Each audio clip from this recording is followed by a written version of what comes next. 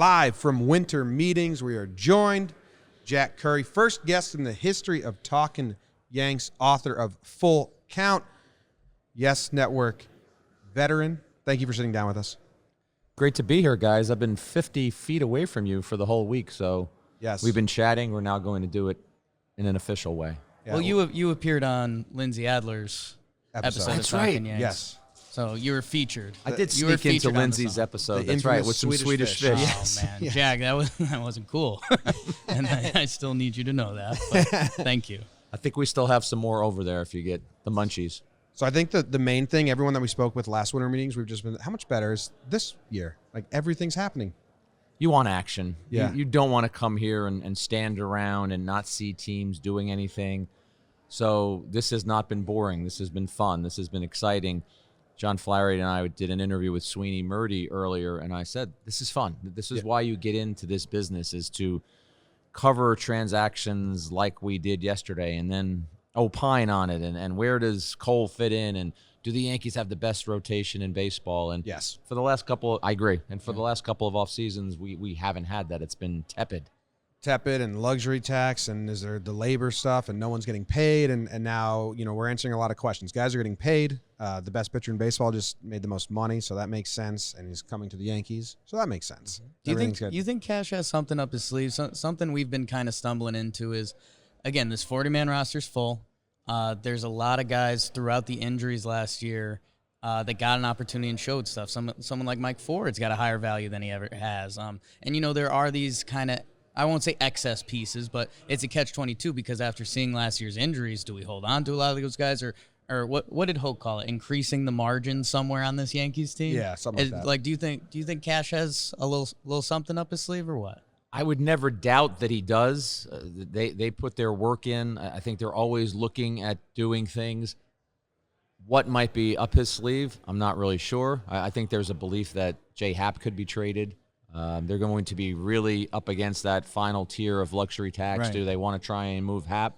But even in that scenario, you're not necessarily in a rush to do that. I mean, maybe you wait a little longer and see how spring training pans out, and do you need the extra arm? I mean, we've all heard the speculation. I think Joel Sherman was the first to write it a few months back. If a guy like Lindor was available, could the Yankees swoop in and make that deal? And the thing I keep saying about that is that would be fantastic. Of course, you would want Francisco Lindor. Yeah. But remember, it's going to have to be painful on your end, what you're going to give up. You're not just going to give up 3 or 4 guys that are a little more less relevant on your roster to get somebody like a Lindor. Do you think it's likely that they re-sign Gardner and that's it? That's the offseason? I think that's possible. A bullpen guy, maybe something maybe like that. A bullpen guy, but I think the Gardner marriage, I'd be shocked if that doesn't continue. I have to believe there's a reunion there. But they're a pretty stacked team right now. They're pretty good. And if the Red Sox are worried more about reorganizing money than winning, that helps. And if Houston's, we'll see what's going on with them. But the Yankees hurt Houston. Yeah.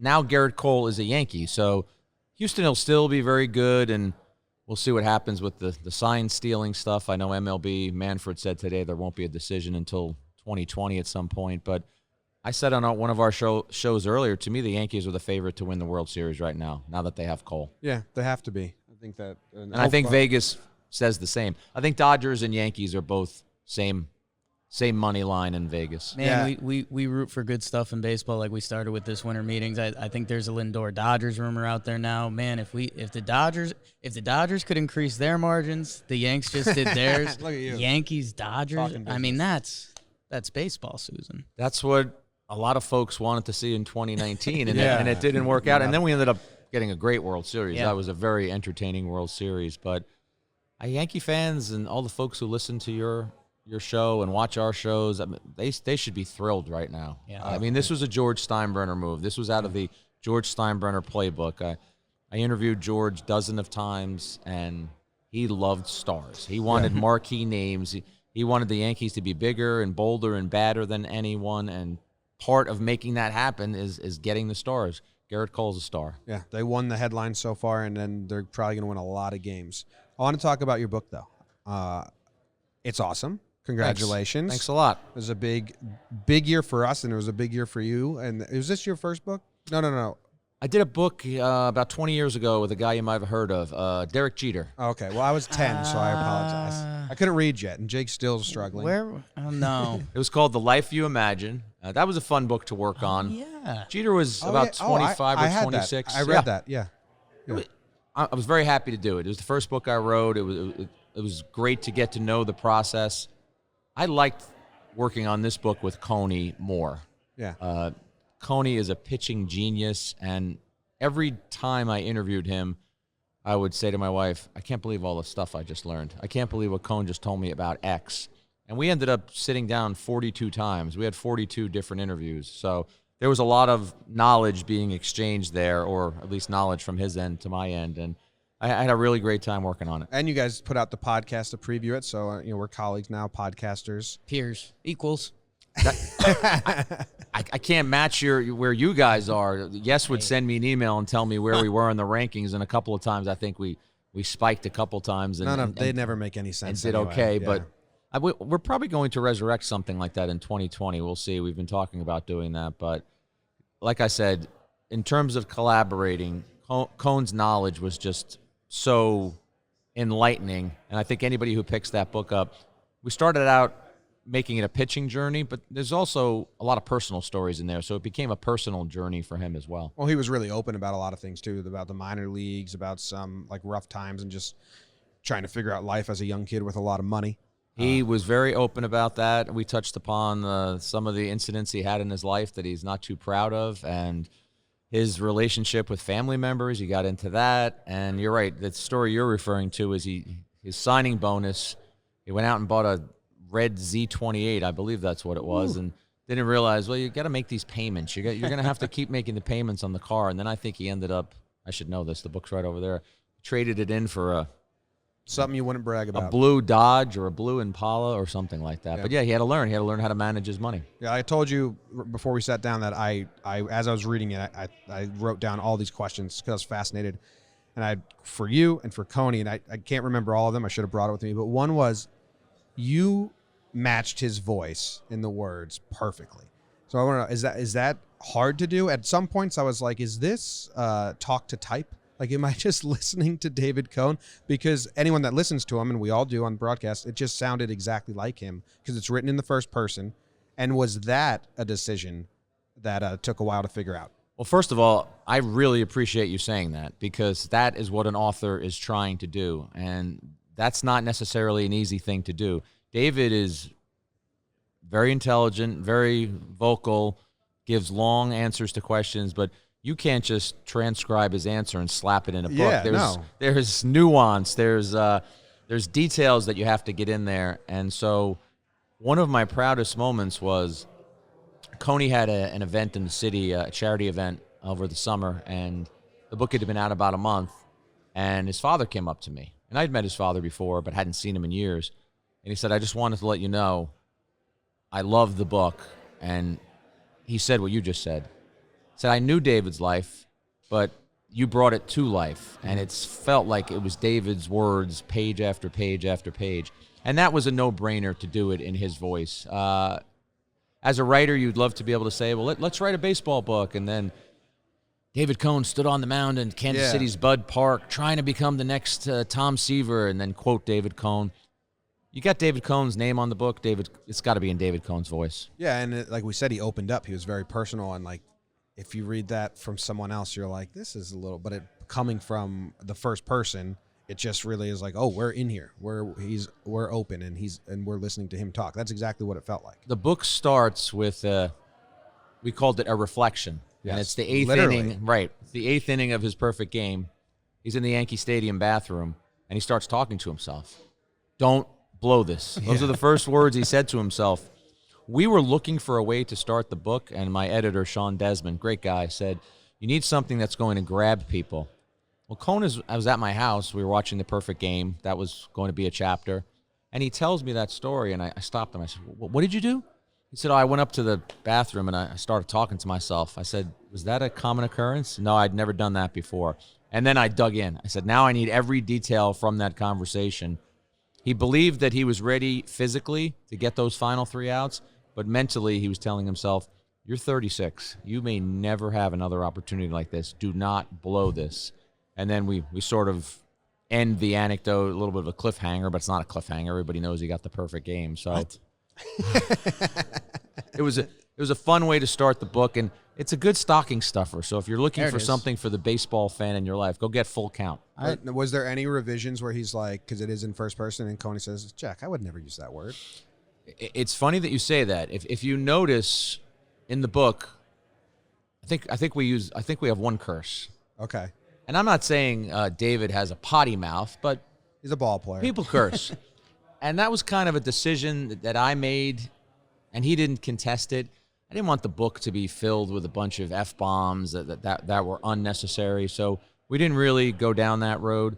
David was great. I would write a chapter, send it to him, and most of the time he would say, looks good. A handful of times he asked to massage something or he'd correct me on something, but for the most part, once it was written, he was good with it. I know very little about book writing. I know very little about a lot of things. That's one of my strengths. What did stuff like? Did anything get cut that was a good story, or maybe that's something you say on a podcast? That's a great question, Jake. Thanks, Jack. So we're out here in San Diego, and one of the freelance tech people working with us, a guy named Patrick. I'm sorry, I forget Patrick's. Well, I don't know Patrick's last Is he name. Christmas sweater? No, it's that's Nick. Okay. Patrick is the guy sitting next to Heather over there. Gotcha. Started talking about Oral Hershiser because he works on some of the Dodger broadcasts. And I told him, when I worked on the book with Cone, if Cone told a Greg Maddux story or an Al Leiter story or a CeCe Sabathia story, how I wanted to make this book stand out was I'm going to call that person and get their perspective. Nice. Cone loved watching Hershiser pitch, and he talked about that two-seam fastball that he feels Hershiser pioneered. Said, I'd never remember anybody before Hershiser throwing that two-seamer. Maddux came after Hershiser. So we did a whole chapter about that. And in the end, it was just, it had to go. So it hit the cutting room floor, and I felt so bad about it. I sent the chapter to Oral Hershiser. Said, I didn't waste your time. I want you to know it was written. It just never made it. Yeah. Man, you got to sell a little leaflet, 10-year edition with the Oral. The scary thing is I could probably have done another 200 pages with Coney. We do have a lot of other things that some stuff has to get cut. You just can't get it into. I mean, CeCe, there was some stuff with CeCe that we ended up cutting. Just some technique and some things that he did on the mound that was different from what Coney did. But the book was about 400 pages, and you don't want it to really be much more than that. You don't want people to pick it up and say, oh, I'm never going to have a chance to read that or be fearful of the size of the book. We were talking with Phil Hughes, and he said that most major league, was it Phil Hughes or was it someone else? I don't know what you're about to say. Yeah, that's a good point. They were saying that, most major leaguers, if they get signed and they celebrate that, it was Kuznick, an agent, that they're probably not going to get to the MLB. If getting signed or drafted is such an achievement that they're probably not going to make it, because you want the hungry guys who know the end goal. But that wasn't Coney. In the book, he was like, I'll make a nice minor league career and I'll pitch a little bit and that's it. And then as he saw his friends go up, and I thought that was super interesting. And that's why when I was with Phil Hughes, he came up with Jabba and Ian and stuff. And it was similar where that's kind of pushed him more, was that he was in an organization of competitiveness. And I don't know if you know, Jake, he got injured. Cone did, and then he saw everyone else go win a World Series while he Saberhagen, was right. Gubaza, Danny Jackson. Right, he was injured, and they ascended to win the 85 World Series, and it was crushing to him because he should have been on that team, but he busted up. He tore his ACL in a collision at home plate.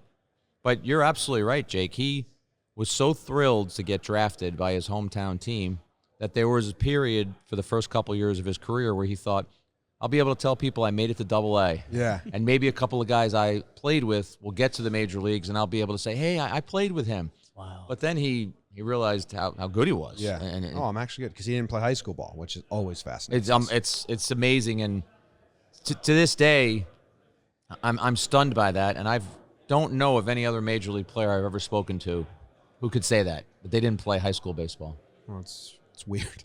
You know who didn't? Yogi Berra didn't. Babe Ruth. Yogi Berra didn't? Yogi Berra played in that college league with the guy became a really big time announcer. Oh, Garagiola. Yeah. They played in some, and Babe Ruth played at the orphanage when he was 18, and then 19 he was in the show. I don't want to get you in trouble, Jack. Spoiler. No. When the pitching coach for the Yankees, it comes available, and you're obviously very close with David Cone. You're clones. You wrote a book. You guys work together. Yankees, there's a lot of different parts there. I mean, were you rooting for him? Could you root for him? Yes. Okay. Yeah, there's no way to sugarcoat that. I think David Cone would make a terrific pitching coach. I'm not saying anything about who the Yankees hired. No. Matt Blake has impressive credentials, and I think the Yankees hired a great pitching coach, and I think he will be great for them. But having had a number of discussions with David about that position, sure, I was rooting for him. I was rooting for him to have an opportunity. He interviewed. He told me he thought the interview went well. I think that when you're in the game the way he was as a player, I don't know if it's ever easy to not have the uniform as part of your career. He loves what he does at Yes. I think he could be a really good coach if he wanted to do that as well. I thought they might split it up like they have the two hitting coaches and bring in a guy like Matt Blake who does the deep analytics and knows the video system and knows all that stuff, and then have Coney do the mentality of like when I was in this situation or all that stuff. I thought that would have been pretty cool. But also you hear about Coney all the time that he still has that player rep in him, and he still fights for his guys in the dugout even though he's in the booth now. So that was something I was like, because Jake was like, why would he want to go 162 games? And I'm like, I don't think the game's left Coney yet. No, and the mental side of it, that's a great point by you, because Cone told me, and we put this in the book, is if you're a starting pitcher, there are 130 games where you're not doing anything. Mm-hmm. He felt it was his role as a teammate to help in any way possible. Pick up a tip that a pitcher is doing, anything that could help a hitter, help a pitcher. And I just think he watches the game with such a discerning eye that if you listen to him during broadcasts, he'll predict something that is about to happen. I'm making this up, but Tanaka's slider hasn't looked real sharp this inning, and 2 pitches later he hangs a slider and it's out of the ballpark. He's such a smart baseball guy. Should we talk Buck? Yeah, I was going to do that. Yeah. Because you had Buck Showalter on Yes. Loved it. You guys. And we've been quoting him since you had him on, but it's this dumbest thing. It was the emoji Didi tweets when you guys were explaining them to him, and every time you explained it, Buck just said, "Thank you." And Jake and I have been saying thank you in that manner since that. We were watching it together just dying. Isn't he on the DL? It was really funny. I've known Buck since, before he was even a manager, so going on 30 years probably. And his depth of knowledge, you watch a game with him or you talk to him about baseball and you learn so much. So having him in the studio was a treat, because for me it felt like a flashback to when I was a beat writer for the New York Times in the 90s and he was a manager, because you learned so much from him. But the emoji thing, very funny. Buck in the studio, very funny. I will give you a little peek behind the curtain. We do our pregame show. We go down to Bob Lorenz's office and watch the game. And Bob's got a big flat screen TV. Nice. We have the ability to rewind, get replays. Everything can happen right in that office. Buck would not sit down. No. He's used to standing up watching baseball games. So Bob would be behind his desk. I'm in the little chair, love seat, whatever the heck it is over here. Flaherty's on the other wall sitting in that couch, and Buck would just hover. And I have to say, I don't want to speak for Bob, but I think it kind of uneasy. Bob would turn around and say, "What? Well, hang out. Have a seat. Have a seat." But it dawned on me that that's through how he 40 lives. years of baseball, you never saw him sitting down in the dugout. He's up on the rail. So it was fun, and that's funny. I hope. I wonder if Girardi in his home is like, the one leg on one step and the one arm on the railing, just kind of like. I thought he would get a job, and he didn't. So I hope that he and Yes come to some sort of agreement, and then we see him again next year. Well, it's funny. Like, that bit was funny, but majority of it is actually really, really good baseball insight. Awesome. Yeah. Awesome. He sees things that other people don't see, and some of this didn't even make the air. But one day he was talking about the grounds crews at each individual stadium and how they prepare the fields, and the the depth to which he knew that, again, I forget specifics because I said, what are you talking about? In Cleveland, the grass is a little shorter, and in Chicago, they wet down the grass right before the game, so it's going to be soft, and if you were going to bunt, you got to be aware of that. Just endless detail that I don't know if there is another manager who pays attention to that stuff. That's insane. And the baseball ended early for us. The coaches said, no thanks, we don't want you on the team. The two things that I went full fanboy to you on Twitter was, he said when pitchers are in the field, they normally miss high because they're used to throwing on a slope down the mound. And I was like, again, one of those little details that, like, that could be a huge play in the game. If a fielder knows that and they know there's a chance the throw is going to be high, like, that could change a game. Mm-hmm. And the other thing, I think there was a rundown and he was talking about the hands being up or the hands being down. And it's like, these little things that it was so awesome. As someone who loves baseball, is awesome. His commentary on rundowns was fascinating. Yeah. We would, and some of it made the air, some of it was just in Bob's office, but he would point something out and say in a rundown play that the trail runner is waiting and the guy stays in the rundown long enough and he gets the base and they get one out. Buck would say that should have been a double play. And then he would take the remote in Bob's office and he would back it up and say, see, if right here he pivots, and I'm looking and say, yeah, you're right. They could have gotten a double play in that situation. So a really good guy to have had as part of our coverage last year. Yeah. You got to go. Are we keeping you too long? I got 5 more minutes. Okay. Let's make him count. Let's make them Jack Curry minutes. I We mean, gotta you guys we want got to do a music? trivia as well. Trivia? Oh, I do want to do music. What are you listening to? Catch us up. This is the Jack Curry Music Minute. What am I listening to? Do you know who Tones and I is? No, I don't. Australian female singer. Okay. She's worth checking out. She's got a song called Dance Monkey. You will You will dig that song a lot. Did you like Springsteen's new album? I loved it. A little country. I liked it a lot. Yeah, I liked it a lot too. Definitely liked it a lot. I'm into reggae and ska, so I don't know if you know the band The Specials. No. I've been listening to their album that came out this year. They've been around for about 30 years. And then the last show I went to, you probably haven't heard of this guy either, a guy named Robert Gordon. It's a rockabilly pioneer. I like rockabilly a whole bunch. 72 years old, and this dude was up there in a tux, rocking it. And that was my wife gave me that as a birthday gift, so we had a lot of fun watching him perform. But he killed me in this one way. He did a cover version of I Fought the Law, which The Clash covered. Yep. Bobby Fuller did the original version. This place was so intimate that after he finished the song, he was fiddling around with the mic or something. He was talking to the audience. I wasn't a Yahoo. There was a moment to ask a question. So I said, Robert, you just did I Fought the Law. What's your favorite version? He said, oh, Bobby Fuller. I didn't like the Clash's version. I said, oh no. That was very painful for Jack Curry to hear that. He should have said the one you just heard. That's true. He could have said that. Jake, do you have a trivia question? We've been doing trivia with everyone. Trivia. Roosevelt's the style of shirts you've seen us wearing. For a shirt. And for a shirt. swag. Jack. Oh, for a shirt. Pressure's on. How would you say, scale of 1 to 10, what would you say your baseball knowledge is? In terms of trivia? Yeah. I mean, I don't want to sound haughty, so maybe I'll give myself an 8. Okay. I'm not a 10. That's good. You are a 10, Jay. That's too easy. Layups. New York Yankees. Who on the 2019 New York Yankees had the most saves? 5, 4, 3, 2, 1. 2019 Yankees? Chapman. You get a shirt. You get a shirt. I thought this was going to be some kind of trick question. Everyone's on edge, and then we just give them an easy one.